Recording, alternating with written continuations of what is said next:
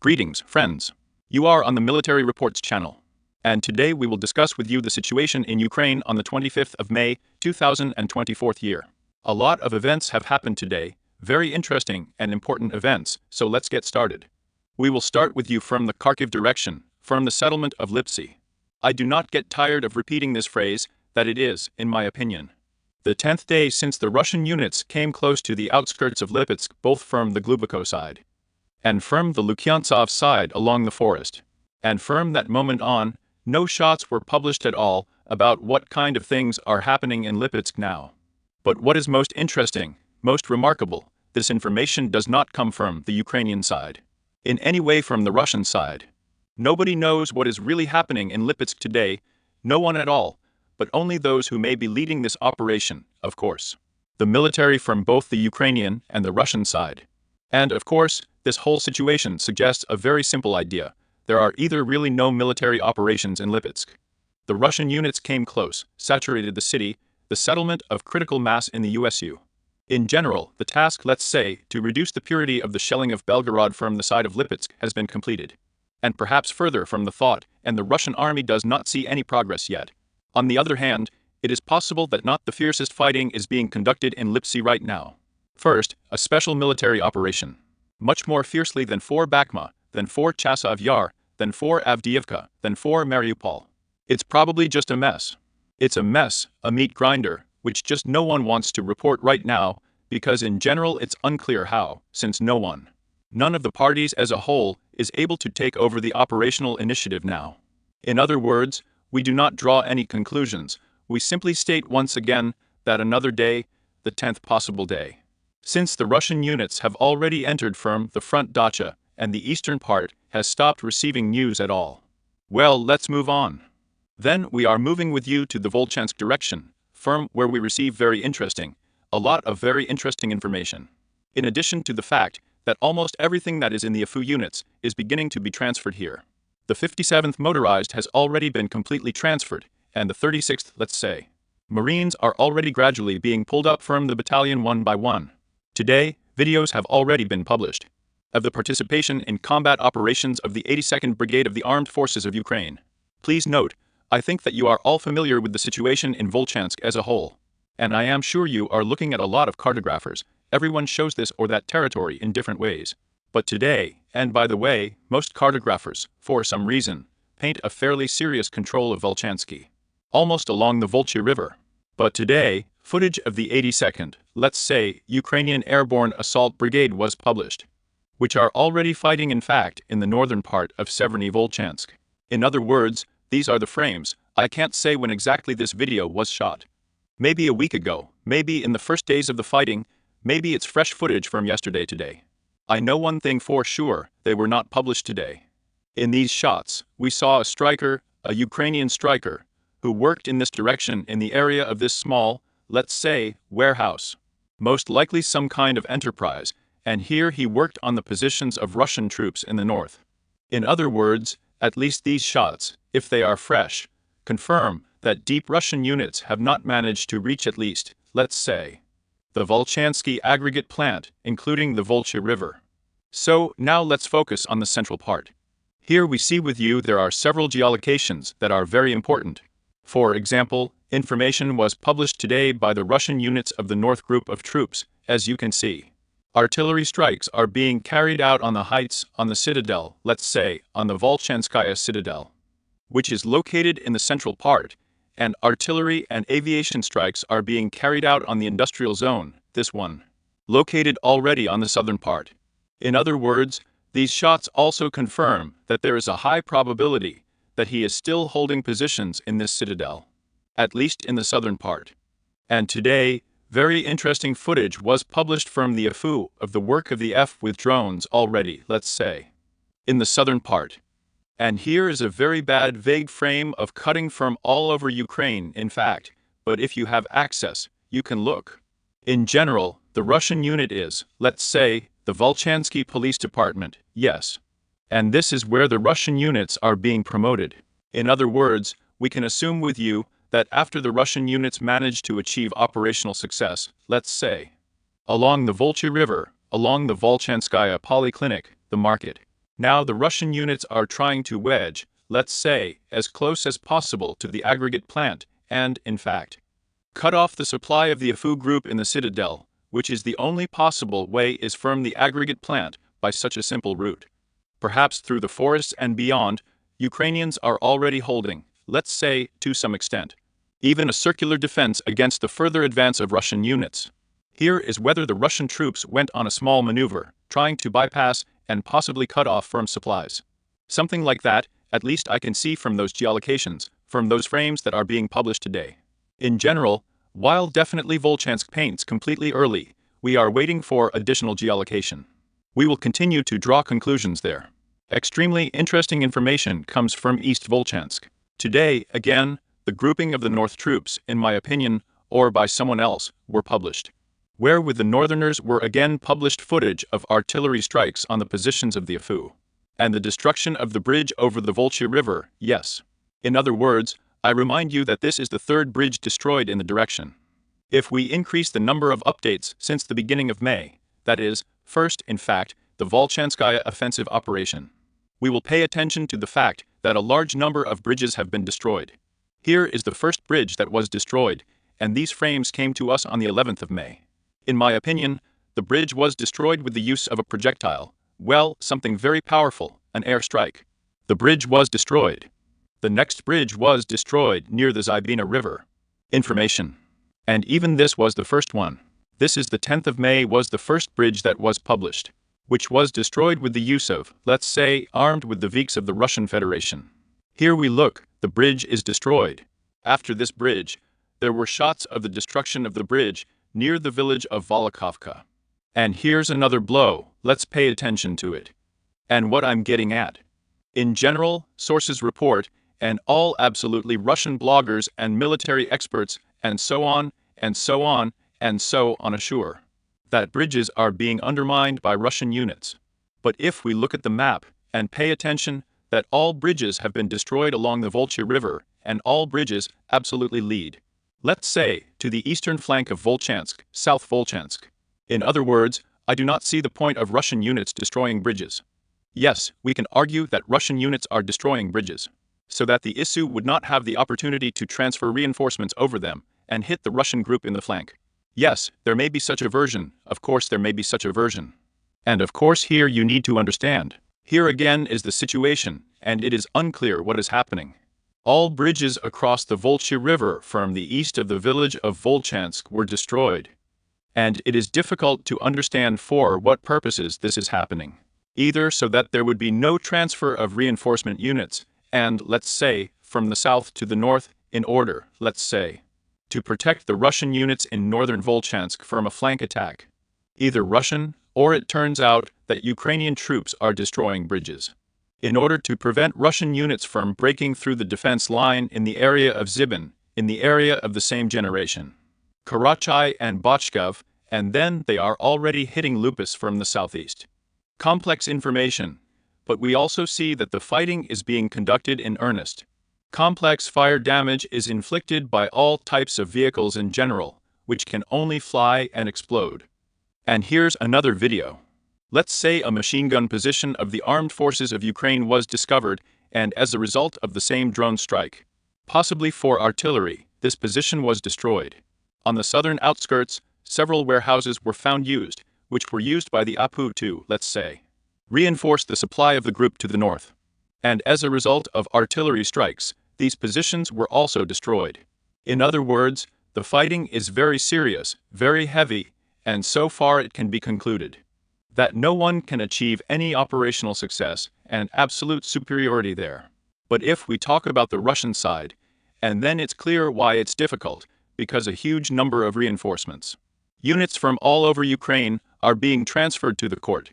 And the 42nd was here initially, and already the 92nd was thrown here, the 82nd was thrown, the Kraken was thrown, and the 57th was thrown in full force, and already the Marines from Kherson were thrown. That is, due to the high losses, due to the saturation of the front, while the Ukrainians managed to restrain the offensive. It is difficult to say how long this will last, how long they will be able to do it, but we will observe. Then we are moving with you to the Kopensky direction. in the South Kapinski direction. It is worth noting that today the Ministry of Defense confirmed this information, which we discussed with you yesterday, that a strike was carried out on Makiivka, a comprehensive strike on the settlement and the surrounding area. A large number of artillery, positions and personnel were destroyed. Then we are moving with you to the Seversk direction. Again, no one here has yet been able to properly refute or confirm control over Beluvka. There is also a White Mountain here, for which the assault operations have not yet begun. But in general, if we talk about Seversk, then there is also an active phase of the offensive. Here on these frames, for example, we can observe with you the next application of a DAB 1,500.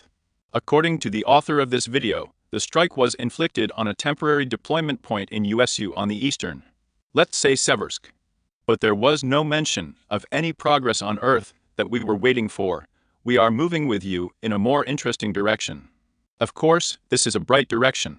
What's going on here? How to understand, and who to believe, and what is going on here in general. The cartographers, most of the cartographers have already painted the entire ticks, including the height of 215.7 and 233, turns out to be a point. There's 0.3, in my opinion, something like that. That is, two heights are already under the control of Russian units. All cartographers assure that Kleshivka itself and the forest, but the forest belts to the west are also under the control of Russian units. And in general, topographic maps are already being shown as a whole. Let's just say that the skin is already being divided from the Russian side. Yes, that is, well, as if everything. The battle has already ended here. There are a couple of points, guys, where exactly are the lines of combat contact now.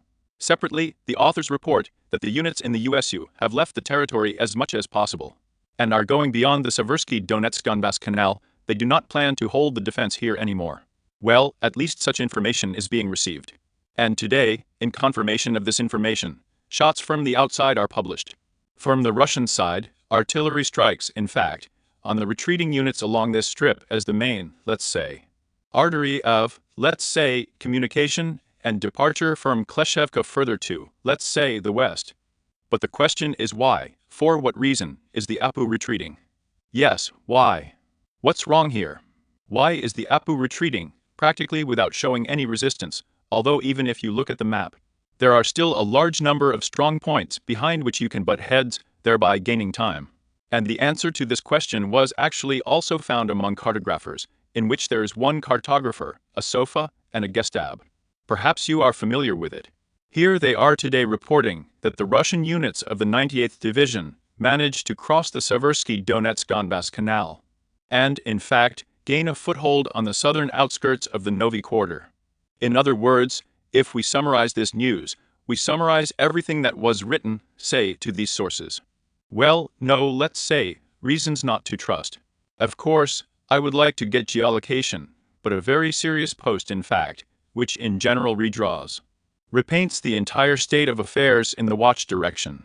So according to them, the Russian units have crossed and are already, let's say, considering the first low-rise houses along the street, let's say Sarshevsky, some kind of settlement Arzhevsky, well, that is, Kovpik Street, Donetsk, Jubilee, and so on and so forth. That is, if this information is confirmed, then on the whole, based on this, it is clear for what reason. The heights are retreating from the settlement of Kleshivka, because all units are now going to Kharkiv and the Sums. And this suggests that there are no free hands, there are no free divisions. Now it is necessary to leave. To leave essentially unpromising directions and transfer everything that is in the same Andriivka, Kleshivka. There is still possible to assemble some units there and transfer everything already for the defense of the Yarklok. What if the Russian units manage to expand the control zone, in fact, on the Ukrainian side, say, by going to, let's say, the chapel hospital, or take control of the Russian units, say, the same new quarter, which is located a little to the north, then history will develop completely here at a different pace. And they will not even have time to end the battle for Kharkiv, and possibly a potential battle for Sums. As the battle for Slavyansk will already begin, all units of the AFU are either in Kharkiv in Sums, or are in shock in the shopping center and realizing the fact that in 2 or 3 days they will be sent simply without preparation just to its hot.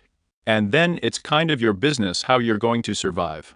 And again, additional footage is being published from the Russian side. All the assault shots that we have observed in recent days were published, if directly with the Kraken special unit from the Ukrainian side. There may be some other units there. Today, the 98th Division is already publishing footage. Here, the assault actions are being conducted in the direction of the Eastern Chapel. Everything is more or less successfully ending.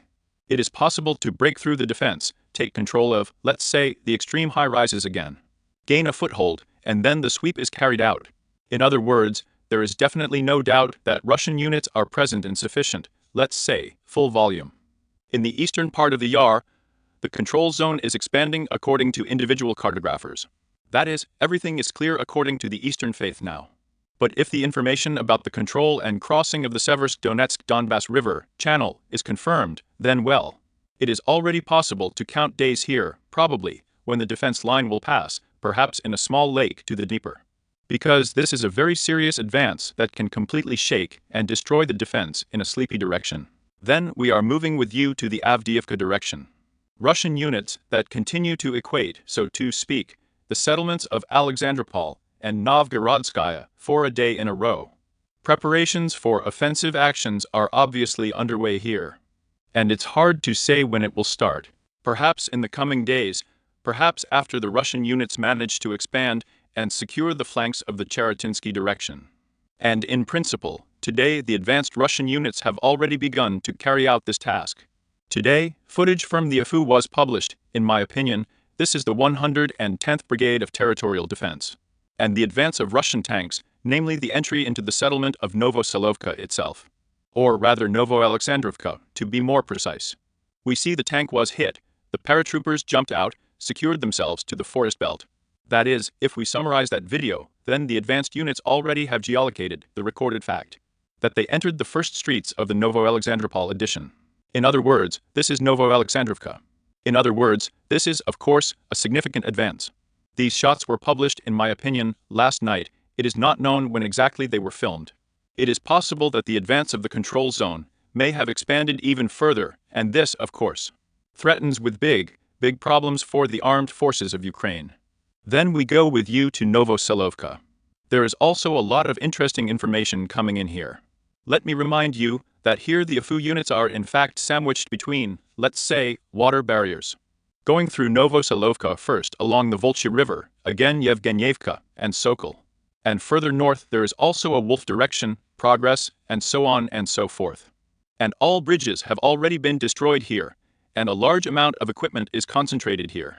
Mainly the 47th Brigade is mechanized, perhaps the Czechs are consolidated units. And today, the APU is already beginning to make attempts in some kind of panic to try to sort out the rubble and restore some crossings so that it is possible to pull out equipment. The personnel will go through all this without any problems at all, but they want, of course, to centrally save a large amount of equipment. Perhaps there are a lot of the same Bradleys, Strykers, and everything else, maybe the Abrams. Therefore, a tractor has already been pulled up today, but it was destroyed with the use of a Russian Lancet. That is, a little to the north. Similarly, in the area of Vovchi, all supply routes are also under control. Some units are being transferred, some howitzers are trying to hide, but all this does not lead to anything, but simply to destruction. Here in general, the point of no return in the counter-battery struggle has already been passed. It will no longer be possible to saturate this line of artillery, since all the access routes of the supply are controlled, and in general, the situation is also extremely sad. According to Netelov, some cartographers report that Russian units, please note, are of a pro-Ukrainian nature. Reports that Russian units, let's say, have expanded the control zone already south of the Nontalavi, in fact, farms, including those already under control. Perhaps tomorrow, the Ministry of Defense of the Russian Federation will add, let's say, bring this information to the attention. During the next report of the Ministry of Defense, the spanking on the floor has now become more or less clear. The picture is clear. Footage was published from the Russian units of the 238th Guards Artillery Brigade, inflicting complex artillery damage on, let's say, howitzers 20th to 30th, on all that is in the direction. And in general, a blow was also struck at, let's say, Krasnogorovka itself. And most likely it can be assumed that this Krasnogorovka is the extreme point of defense, which is under the control of the Heights Division. In other words, let me remind you that most cartographers have already painted over all of these. The network of trenches is under the control of the Russian Federation, and perhaps here we have already seen approximately where the next positions of the AFU are planned to be stormed by Russian units. Perhaps even in the near future. Konstantinovka, Praskovia, Mikhailovka, Russian units are conducting offensive operations. 79 reports that it is significantly fire damaged by Russian units. Russian units are suffering heavy losses, according to, say, sources, and the 79th Brigade, but despite the losses, Russian units are advancing, and in fact, according to individual cadres, Russian troops managed to gain a foothold already on the first, say, forest belts and enter, let's say, the final forest belt, which then leads only in the direction of the settlement of Konstantinovka. That is, in fact, there is already, let's say, a route along which stormtroopers can move to get there. It's all dug up, there's nothing like walking on a bare field. Right there, everything has been dug up by Ukrainians for a long time, so just move forward here. Move forward under the cover of forest belts and gradually approach Konstantinovka, which in general will happen now. At the same time, the AFU no longer controls, in fact, the southeast of Konstantinovka. They are already trying, in fact, from the city line, as you can see, to strike at the advancing Russian units. This is all naturally monitored, seen by Russian drones, intelligence, and as soon as the tank appears on the pounds, drones immediately arrive in Pedro, and everything begins to be destroyed. In fact, the average life cycle of a tank, but perhaps up to 15 minutes, until the next Pedro arrives, and starts throwing grenades and discounts at it all. Here on these frames we see with you how they may have already abandoned the tank, because they understood that Russian drones would start working now. But in general, assault operations are underway. Artillery strikes are being carried out to the west of Konstantinovka, warehouses are being destroyed. Everything is basically the same as we have seen in all previous stories, namely in the southern Donetsk direction. Then we move with you Ugledar. While the silence of silence. Of course, everyone is in anticipation for sure, in case of any success in Konstantinovka, either you will begin to retreat, or an extreme last battle will begin for Ugledar. Then we go with you to the south Donetsk direction. As you can see, we have updated the map, geolocation footage has appeared, confirming the control of Russian units. And let's say everything of the southern Staromayorsky. Well, the footage was published by Russian units. In these frames, you can observe the movements of Russian equipment across the fields. Mine clearance of the area is underway, equipment with herbs is coming, in general, there is a breakthrough. And now, in the last, extreme shots, you can watch how the units are blowing, the old major itself comes in, the troops land. The sweeps begin. In other words, we have 100% geolocation, confirming control. Viso, of course, is also not asleep. Yes, a large number of operators in Beer were transferred to the direction. The first shots of equipment began to be published. Here, of course, Russian units were brought in large numbers.